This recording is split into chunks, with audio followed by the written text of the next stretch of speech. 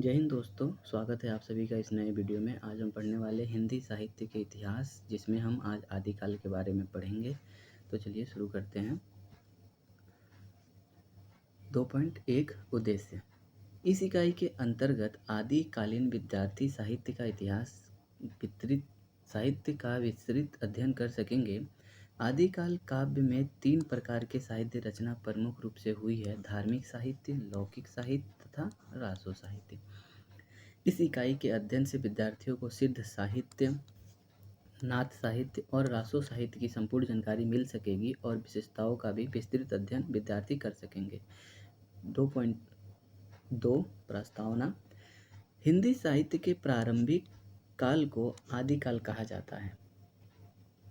हिंदी साहित्य के आरंभिक समय की रचनाएं साहित्य के विकास के अध्ययन के लिए अत्यंत आवश्यक है, परंतु अधिकांश आदिकालीन ग्रंथों का उपलब्ध न होना, प्रामाणिकता में संदिग्धता, काल निर्धारण में सामंजस्य न बैठना आदि कठिनाइयों के साथ साहित्य के विद्वानों आचार्यों द्वारा व्यवस्थित धारणा बना लेना बहुत ही कुशलता का कार्य है। हिंदी साहित्य का आदिकाल, जिसे वीर गाथा काल, चारण काल, सिद्ध सामंत युग, बीज वपन काल, वीर काल आदि अनेक संज्ञाओं से विभूषित किया है, हिंदी का सबसे विवादाग्रस्त काल रहा है। इस काल में एक तरफ संस्कृत के बड़े बड़े कवि उत्पन्न हुए हैं, जिनकी रचनाएं संस्कृत के काव्य परंपरा की चरम सीमा पर पहुंच गई थी, तो दूसरी ओर अपभ्रंश के कवि उत्पन्न हुए, जो अत्यंत सरल और सहज भाषा में अत्यंत संक्षिप्त शब्दों में अपने मार्मिक भाव प्रकट कर रहे थे। वस्तुतः इस काल में जहाँ एक ओर सिद्ध नाथ जैन साहित्य का निर्माण हुआ, जिसे धर्म आश्रय प्राप्त होने के कारण यह फूलता फलता रहा, वहाँ दूसरी ओर राजस्थान के चारण कवियों द्वारा रचित काव्य भी रचे गए, जिन्हें राजाश्रय मिलने के कारण वह प्रशंसा का विषय बना। परंतु इस काल में इन दोनों काव्य धाराओं से भिन्न लोक साहित्य की भी रचना हुई। वह लोकाश्रित होने से सुरक्षित न रह सका। अनेक कारणों से यह साहित्य लुप्त सा हो गया। उससे से इतना अवश्य ज्ञात होता है कि आदिकालीन में लोक साहित्य भी लोक प्रचलित रहा। उपयुक्त आदिकालीन सभी साहित्य को प्रवृत्तियों के आधार पर निम्न रूप से वर्गीकृत किया जा सकता है। आदिकालीन साहित्य, जिसे 3 भागों में बांटा गया है: धार्मिक साहित्य, लौकिक साहित्य, रासो साहित्य, जिसे वीर काव्य कहते हैं। धार्मिक साहित्य का पहला है सिद्ध साहित्य, नाथ साहित्य तथा जैन साहित्य।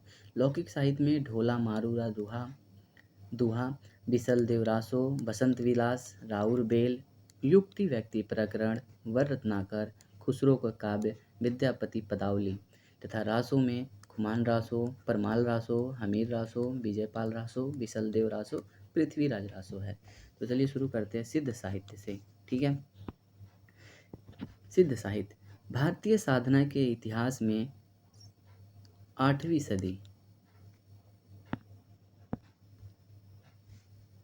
सदी में सिद्धों की सत्ता देखी जा सकती है। सिद्ध परंपरा का जन्म बौद्ध धर्म की ओर विकृति से फलस्वरूप माना जाता है। बुद्ध का निर्वाण 483 ईस्वी पूर्व हुआ। उसके निर्वाण में लगभग 45 वर्ष तक बौद्ध धर्म के सिद्धांतों का खूब प्रचार हुआ। इस धर्म के विजय दुदुभिन्ति देश तथा विदेशों में बसती रही। बौद्ध धर्म का उदय वैदिक कर्मकांड की जटिलता एवं हिंसा की प्रतिक्रिया के रूप में हुआ था। यह धर्म सहानुभूति और सदाचार के मूल तत्वों पर आधारित था, परंतु आगे चलकर इस धर्म के अनुयायियों में कतिपय सैद्धांतिक तथा साधनात्मक प्रश्नों को लेकर मतभेद आरंभ हो गया। ईसा की प्रथम शताब्दी में बौद्ध महायान तथा हीनयान 2 शाखाओं में विभाजित हो गया। महायान बड़े रथों के आरोही थे और हीनयानी छोटे रथों के आरोही। महायान में व्यवहारिकता का प्राधान्य रहा, जबकि हीनयान में सिद्धांत पक्ष का प्राधान्य रहा। इसमें महायानी लोक निर्माण के समर्थक थे और हीनयानी व्यक्तिगत साधना के समर्थक। महायान वाले अपने रथों में ऊंचे नीचे, छोटे बड़े, गृहस्थी सन्यासी सबको बैठाकर निर्वाण तक पहुंचाने का दावा करते थे। हीनयान केवल विरक्त और सन्यासियों को आश्रय देता था। इनका जीवन सरल था, किंतु महायानियों ने मठों और विहारों के निर्माण पर जोर दिया। उसने स्त्रियों और गृहस्थों के लिए मोक्ष का द्वार खोल दिया। इसी कारण अधिकाधिक लोग उसकी ओर आकृष्ट होने लगे। स्वर्ण और सुंदरी के योग से उसमें भ्रष्टाचार का प्रवेश हो गया। जादू टोना और मंत्राचार बढ़ने लगा। मंत्रों के इस महत्व का प्रचार के कारण महायान यंत्रयान बन गया।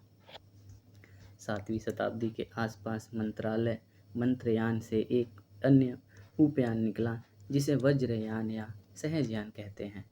कंचन कामिनी के योग से मंत्रयान की लोकप्रियता बढ़ चुकी थी और उसमें व्यभिचार भी बढ़ रहा था। धीरे धीरे कामपरक भावनाओं को सैद्धांतिक और दार्शनिक रूप देने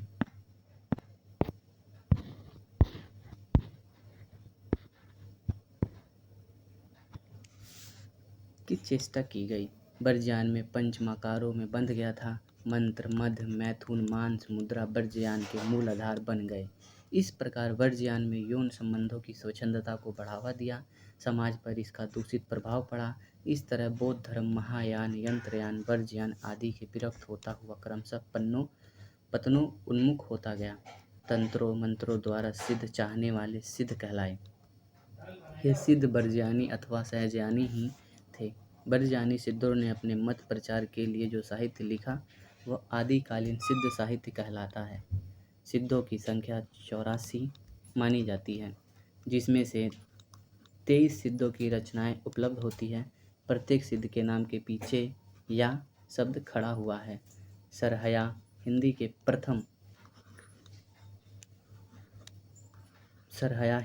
प्रथम सिद्ध माने जाते हैं। उनका दोहा कोश ग्रंथ विख्यात है। इसके अलावा सरहया, लुई, डोंबिया, कलया, कुकुरिया, मुंडेरिया, शांतिपा तथा वाणपा आदि सिद्ध कवियों की भी आदिकालीन सिद्ध साहित्य में समृद्ध बनाने के लिए अपना योगदान दिया है। इन सिद्धों ने गृहस्थ जीवन पर भी बल दिया है।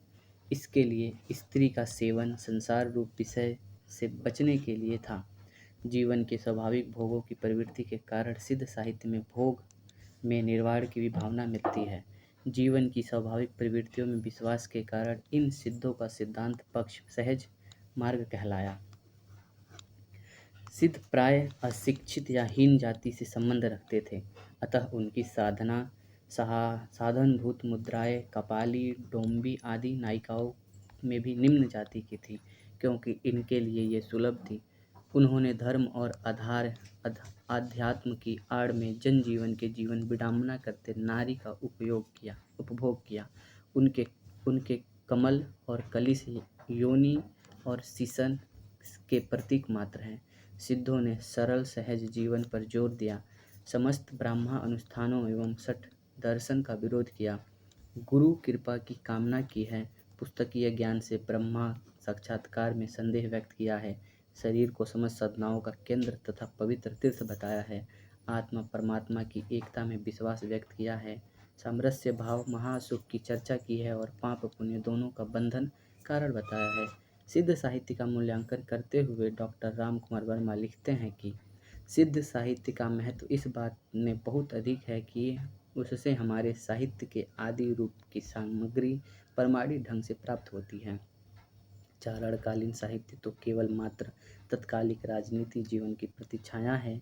यह सिद्ध साहित्य सब शताब्दियों से आने वाली धार्मिक सांस्कृतिक विचारधारा का स्पष्ट रूप है। संक्षेप में, जो जनता नरेशों की स्वेच्छाचारिता, पराजय या पतन से त्रस्त होकर निराशावाद की गर्त में गिरी हुई थी, उसके लिए इन सिद्धों की वाणी ने संजीवनी का कार्य किया है। सिद्ध साहित्य की विशेषताएं। सिद्ध साहित्य अपनी प्रवृत्ति और प्रभाव के कारण हिंदी साहित्य में विशेष महत्व रखता है। इस सिद्धांतों ने अपने संप्रदाय के सिद्धांतों का दिग्दर्शन करने वाले साधनापरक साहित्य का निर्माण किया। सिद्ध साहित्य की सामान्य प्रवृत्तियाँ इस प्रकार है। पहला, जीवन की सहजता और स्वाभाविकता से दृढ़ विश्वास। सिद्ध कवियों ने जीवन की सहजता, स्वाभाविकता में दृढ़ विश्वास व्यक्त किया है। अन्य धर्म के अनुयायियों ने जीवन पर कई प्रतिबंध लगाकर जीवन की कृत्रिम बनाया है था। विशेषकर कनक कामिनी को साधना का मार्ग की बाधाएं मानी थी। विभिन्न कर्मकांडों से साधना मार्ग को भी कृत्रिम बनाया था। सिद्धों ने इन सभी कृत्रिमाओं का विरोध कर जीवन की सहज और स्वाभाविकता पर बल दिया। उसके मतानुसार सहज सुख से ही महासुख की प्राप्ति होती है। इसलिए सिद्धों ने सहज मार्ग का प्रचार किया। सहज मार्ग के अनुसार प्रत्येक नारी प्रज्ञा और प्रत्येक नर करुणा उपाय का प्रतीक है। इसलिए नर नारी मिलन प्रज्ञा करुणा निवृत्ति प्रवृत्ति का मिलन है। दोनों में अभेदता ही महासुख की स्थिति है। दूसरा, गुरु महिमा का प्रतिपादन। सिद्धों ने गुरु महिमा का पर्याप्त वर्णन किया है। सिद्धों के अनुसार गुरु का स्थान वेद और शास्त्रों से भी ऊंचा है। सरहया से कहा है कि गुरु की कृपा से ही सहजानंद की प्राप्ति होती है। गुरु के बिना कुछ भी प्राप्त नहीं होता। जिससे गुरुपदेश अमृत पान नहीं किया, वह शास्त्रों की मरुभूमि की प्यास से व्याकुल होकर मर जाएगा।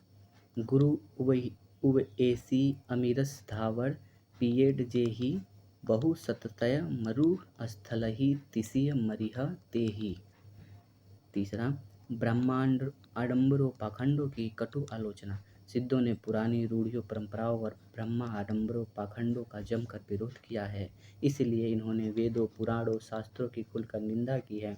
वर्ण व्यवस्था ऊंच नीच ब्राह्मण धर्मों के कर्मकांडों पर प्रहार करते हुए सरहया ने कहा है, ब्राह्मण ब्रह्मा के मुख से तब पैदा हुए थे जब वे भी वैसे ही पैदा होते हैं जैसे अन्य लोग, तो फिर ब्राह्मणात्य कहाँ रहा। या यदि कहा कि संस्कारों से ब्राह्मणात्य होता है तो चंडाल को अच्छे संस्कार देकर ब्राह्मण को नंदी बना देते। यदि आग में घी डालने से मुक्ति मिलती तो सबको क्यों नहीं डालने देते। ओम करने से मुक्ति मिलती है तो यह पता नहीं, लेकिन धुआं लगने से आंखों को कष्ट जरूर होता है। दिगंबर साधुओं को लक्ष्य करते हुए सरहया ने कहते हैं, यदि नंगे रहने से मुक्ति हो जाए तो सियार कुत्तों को भी मुक्ति अवश्य होनी चाहिए। केस बढ़ाने से यदि मुक्ति हो जाए तो मयूर अपने सबसे बड़े अधिकारी हैं। यदि कंद भोजन से मुक्ति हो जाए तो हाथी घोड़ों को मुक्ति पहले होनी चाहिए। इस तरह इन सिद्धों ने वेद पुराण और पंडितों का कटु आलोचना की है। चौथा, तत्कालीन जीवन की आशावादी संचार। सिद्ध साहित्य का मूल्यांकन करते हुए डॉक्टर हजारी प्रसाद द्विवेदी ने लिखा है, जो जनता नरेशों की स्वेच्छाचारिता पराजय या पतन से त्रस्त होकर निराशावाद के गर्त में गिरी हुई थी, उसके लिए इन सिद्धों की बाणी ने संजीवनी का कार्य किया। जीवन की भयानक वास्तविकता की अग्नि से निकालकर मनुष्य को महासुख की शीतल सरोवर में आवागमन कराने का महत्वपूर्ण कार्य इन्होंने किया। आगे चलकर सिद्धों ने स्वैराचार फैल गया, जिसका बुरा असर जनजीवन पर पड़ गया। पांचवा, रहस्यात्मक अनुभूति। सिद्धों ने प्रज्ञा और उपाय करुणा से मिलनोपरांत प्राप्त महासुख का वर्णन और विवेचन अनेक रूपकों के माध्यम से किया। नौका वीणा चूहा हिरण आदि रूपकों का प्रयोग इन्होंने रहस्यानुभूति की व्याख्या के लिए किया। रवि शशि कमल कुलिस प्राण अवधूत आदि तांत्रिक शब्दों का प्रयोग भी इसकी व्याख्या के लिए हुआ है। डॉक्टर धर्मवीर भारती ने अपने शोध ग्रंथ सिद्ध साहित्य में सिद्धों की शब्दावली का दार्शनिक व्याख्या कर उसके आध्यात्मिक पक्ष को स्पष्ट किया है। छठा, श्रृंगार और शांत रस। सिद्ध कवियों की रचना में श्रृंगार तथा शांत रस का सुंदर प्रयोग हुआ है। कहीं कहीं उत्थान श्रृंगार चित्रण मिलता है। अलौकिक आनंद की प्राप्ति का वर्णन करते समय ऐसा हुआ है। सातवां, जनभाषा का प्रयोग। सिद्ध साहित्यों की रचनाओं में संस्कृत तथा अपभ्रंश मिश्रित देसी भाषा का प्रयोग मिलता है। डॉक्टर रामकुमार वर्मा इनकी भाषा को जन समुदाय की भाषा मानते हैं। जनभाषा को अपनाने के बावजूद जहाँ वे अपनी सहज साधना की व्याख्या करते हैं, वहाँ उनकी भाषा क्लिष्ट बन जाती है। सिद्धों की भाषा हरिप्रसाद शास्त्री ने संध्या भाषा कहा है। सांझ के समय जिस प्रकार चीज़ें कुछ स्पष्ट और कुछ अस्पष्ट दिखाई देती है, उस प्रकार यह भाषा कुछ स्पष्ट कुछ अस्पष्ट अर्थ बोध देती है। यही मत अधिक प्रचलित है। आठवां, छंद प्रयोग। सिद्धों ने अधिकांश रचना चर्या गीतों में हुई है, तथापि इसमें दोहा चौपाई जैसे लोकप्रिय छंद भी प्रयुक्त हुए हैं। सिद्धों के लिए दोहा बहुत ही प्रिय छंद रहा है। उनकी रचनाओं में कहीं कहीं सोरठा और छप्पे का भी प्रयोग हुआ है। साहित्य के आदि रूप की प्रमाणिक सामग्री। सिद्ध साहित्य का महत्व इस बात से बहुत अधिक है कि उसमें हमारे साहित्य के आदि रूप की सामग्री प्रमाणित ढंग से प्राप्त होती है। चारणकालीन साहित्य तो केवल तत्कालीन राजनीतिक जीवन की प्रतिछाया है, लेकिन सिद्ध साहित्य शब्दावलियों से आने वाली धार्मिक और सांस्कृतिक विचारधारा का एक ही सही दस्तावेज है।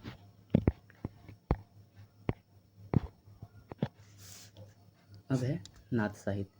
सिद्ध साहित्य में आ गई विकृतियों के विरोध में नाथ साहित्य का जन्म हुआ। यद्यपि इनका मूल भी पौधों के प्रजनन शाखा से है, सिद्धों ने योग साधना को नीरे मैथुन का स्वरूप देकर समाज में अपने स्वेराचार की वाम मार्ग की शरण दी थी। नाथ संप्रदाय ने योग साधना को एक स्वस्थ साधना के रूप में अपनाया और आदिकालीन धार्मिक सामाजिक जीवन की व्याप्त अनाचार को खत्म करने का प्रयास किया। यद्यपि नाथ लोग इस मत के जनक आदिनाथ शिव को मानते हैं, लेकिन सही अर्थ में इस मत को एक सुव्यवस्थित रूप देने का श्रेय गोरखनाथ को जाता है। गोरखनाथ ने अपने संप्रदाय का सिद्ध संप्रदाय से अलग कर दिया और इसका नाम नाथ संप्रदाय रखा।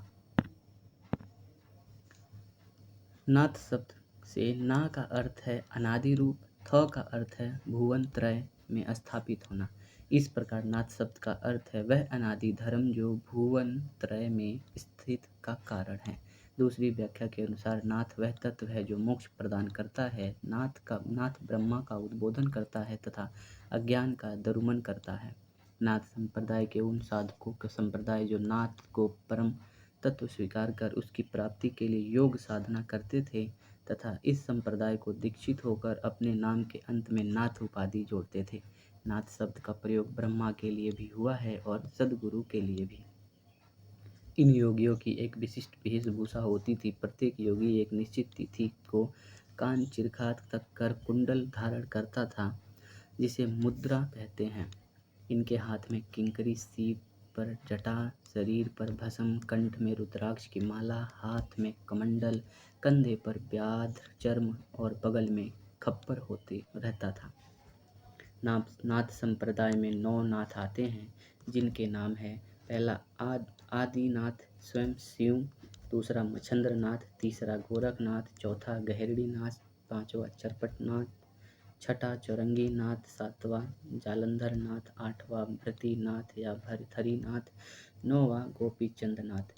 इन नाथों ने अपने संप्रदाय में भोग को तिरस्कार, इंद्रिय संयम, मन साधना, प्राण साधना, कुंडली जागरण, योग साधना को अधिक महत्व दिया। इनकी साधना का मूल स्वर शील, संयम तथा शुद्धात्ववादी था। इस संप्रदाय में इंद्रिय निग्रह पर विशेष बल दिया गया। इंद्रियों के लिए सबसे बड़ा आकर्षक नारी है, अतः नारी से दूर रहना ही भरसक शिक्षा दी गई है। संभव है कि गोरखनाथ ने बौद्ध विहारों में भिक्षुणियों के प्रवेश के परिणाम और उनका चारित्रिक पतन देखा हो। इस संप्रदाय में निर्वृत्ति और मुक्ति गुरु के प्रसाद से ही संभव मानी जाती है, अतः गुरु का विशेष महत्व है। नाथ पंथियों में मुख्य सिद्धांत इंद्रिय संगम, मना साधना, हठ योग साधना आदि पर का प्रभाव कबीर और अन्य संतों की रचनाओं में देखा जा सकता है। गोरखनाथ आदि ने जिन प्रतीकों को परिभाषित शब्दों को खंडन, मंडनात्मक श्रेणियों को अपनाया, उसका विकास संत साहित्यों में मिलता है। नाथों की साधना प्रणाली हठ योग पर आधारित है। ह का अर्थ है सूर्य और ठ का अर्थ है चंद्र।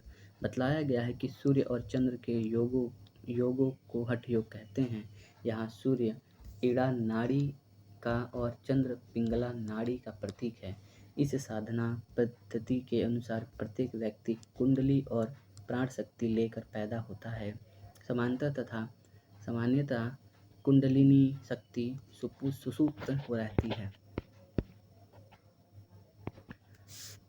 साधक प्राणायाम के द्वारा कुंडली को जागृत कर अर्धमुख करता है। शरीर की 6 चक्रों और 3 नाड़ियों की बात कही गई है। जब योगी प्राणायाम के द्वारा इड़ा पिंगला नामक श्वास मार्गों को रोक लेता है, तब उनके मध्य में स्थित सुषुम्ना नाड़ी का द्वार खुलता है। कुंडलिनी शक्ति इसी नाड़ी के मार्ग से आगे बढ़ती है और 6 चक्रों को पार कर मस्तिष्क के निकट स्थित शून्य चक्र में पहुंचती है। यहीं पर जीवात्मा को पहुंचा देना योगी का चरम लक्ष्य होता है। यही परमानंद तथा ब्रह्मानुभूति की अवस्था है। यही हठ योग साधना है। नाथ साहित्य की विशेषताएं। नाथ मत का दार्शनिक पक्ष शैव मत से और व्यवहारिक पक्ष हठ योग से संबंधित है। इस नाथों की रचनाओं में नैतिक आचरण, वैराग्य भाव, इंद्रिय निग्रह, प्राण साधना, मन साधना और गुरु महिमा का उपदेश मिलता है। इस विषयों में नीति और साधना की व्यापकता है। उसके साथ ही जीवन की अनुभूति का साधन चित्रण भी है। इस दृष्टि से नाथ साहित्य की निम्नलिखित विशेषताएं कहा जा सकता है। पहला, चित्त शुद्धि तथा सदाचार की विश्वास। नाथों ने सिद्धों द्वारा धर्म और समाज में फैलाई हुई अहिंसा की विषवेली को काटकर चारित्रिक दृढ़ता और मानसिक पवित्रता पर भर दिया। इन्होंने नैतिक आचरण और मन की शुद्धता पर अधिक बल दिया। अपने मतानुयायियों के शीलवान होने का उपदेश दिया।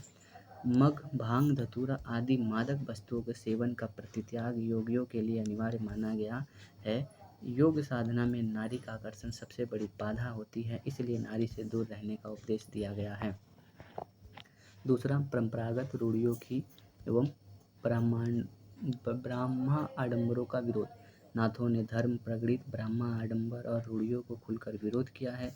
उनके अनुसार पिंड में ब्रह्मांड है, इसलिए परम तत्व को बाहर खोजना व्यर्थ है। मन की शुद्धता और दृढ़ता के साथ हठ योग के द्वारा उस परम तत्व का अनुभव किया जा सकता है।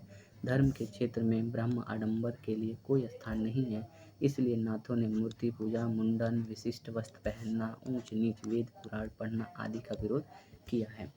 तीसरा, गुरु महिमा। नाथ संप्रदाय में गुरु का स्थान सर्वोपरि माना है, इसलिए गुरु शिष्ट परंपरा के साथ नाथ परंपरा में अत्यधिक महत्व दिया है। उनकी मान्यता है कि वैराग्य भाव का दृढ़ीकरण और विचित्रित साधना गुरु ज्ञान से ही संभव है। गोरखनाथ ने कहा है कि गुरु ही आत्म ब्रह्मा से अवगत कराते हैं। गुरु से प्राप्त ज्ञान प्रकाश में तीनों लोगों को रहस्य को प्रकट कर सकता है। चौथा, उलटवासियाँ। नाथों की साधना का क्रम इंद्रिय निग्रह के बाद प्राण साधना तथा उसके पश्चात मनः साधना है। मनः साधना से तात्पर्य है मन को संसार से खींचकर अंतःकरण की ओर उन्मुख कर देना। मन की स्वाभाविक गति है बाहरी जगत की ओर रहना, उसे पलटकर अंतः जगत की ओर करने वाली इस प्रक्रिया को उलटवासी कहते हैं। नाथों ने उलटवासियों का प्रयोग अपनी साधना की अभिव्यक्ति के लिए किया है। उलटवासियाँ कहीं कहीं क्लिष्ट जरूर है, लेकिन अद्भुत रस से ओतप्रोत है। पांचवा, जनभाषा का परिष्कार।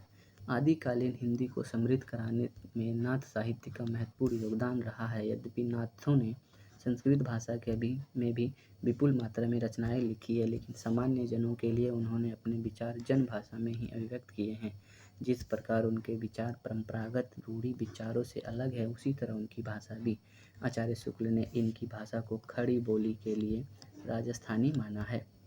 कुल मिलाकर हम कह सकते हैं कि नाथ साहित्य में स्वच्छंद भाव विचारों को प्रमाणित और विस्तृति नाथ साहित्य की देन स्पष्ट करते हुए डॉक्टर राम कुमार वर्मा लिखते हैं, गोरखनाथ ने नाथ संप्रदाय को जिस आंदोलन के रूप में वह भारतीय मनोवृत्ति की सर्वदा अनुकूल सिद्ध हुआ है, उसके जहाँ एक ओर ईश्वरवाद की निश्चित धारणा उपस्थित की गई, वहाँ दूसरी ओर विकृत करने वाली समस्त परंपरागत रूढ़ियों पर भी आघात किया।